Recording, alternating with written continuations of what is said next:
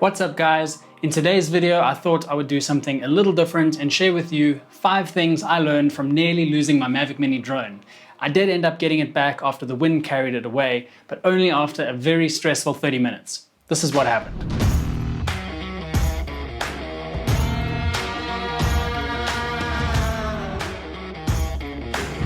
I was in the Drakensberg, a beautiful mountainous area in South Africa, and I decided to put the Mavic Mini up.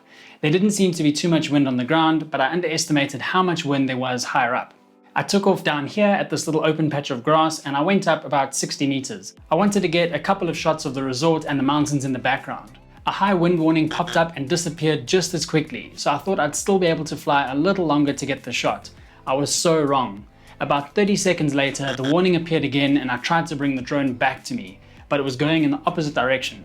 At first, I thought I was going the wrong way, but I quickly realized that it was the wind pushing the Mavic Mini away from me. So the first lesson I learned was to always act quickly to wind warnings. I decided it was best to hit return to home.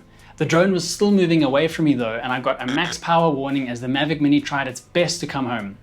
Then, the drone disconnected from the controller. That was when I started to panic. In hindsight, this was lesson number 2. Always keep an eye on the drone. I was too busy looking at the warnings and the drone going the wrong way on my phone that I lost sight of it completely. If I'd kept an eye on it, I probably would have been able to see where it went down. I walked in the direction of the drone to get a little bit closer and luckily it reconnected, just in time for me to see it land somewhere on the mountain. I tried starting the drone and it said the motor was jammed, so I knew that it was stuck in the grass and that I wouldn't be able to fly it home. I figured it must have gone over the mountain and landed on the other side. I got in my car to try get a little bit closer.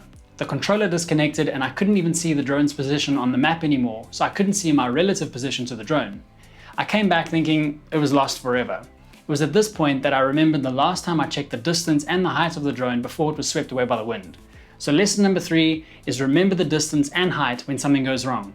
The drone was roughly 280 meters from the takeoff point and at an altitude of about 65 meters, around the time that it went down. So it had to be on this mountain somewhere and not past it. Remembering that information was helpful in trying to narrow down the possible location of the drone. I came back over here and luckily the drone reconnected to the controller and I could see the feed from the camera again. With the drone connected, I switched to satellite view and zoomed into the drone's location. I was able to see 2 footpaths on the mountain and I knew there must be a hiking trail that passed nearby. This brings me to lesson number 4. Use satellite view to look for landmarks. Using satellite view might help you to find potential landmarks that will help you to pinpoint a drone's location. Like these 2 footpaths. I traced the route back to the stables on the property and then I ran up the hill to try and find it before the battery died. So, I nearly lost the drone up here on the mountain. That's where I started flying the drone and it went missing. But I found it. Oh, now I'm dead. Luckily, I found it and there was no damage to the propellers or anything else on the drone. And the view was pretty cool too. The 5th lesson I learned was how important it is to know the limitations of your drone. The Mavic Mini is incredibly light and because of that and the weaker motors compared to some of DJI's other drones, it's not really good at fighting the wind. Wind that doesn't feel that strong might still be a challenge for the Mavic Mini. Also, the Mavic Mini has a relatively short battery life, I suppose most drones do, but it's important to act fast when finding a lost drone to try and determine its location before the battery dies. It might be helpful to take a few screenshots on your phone so you can still see where the drone went down. Just to summarize, here are the 5 things that I took away from nearly losing my Mavic Mini drone. Number 1, always act quickly to wind warnings. Number 2, always keep an eye on the drone.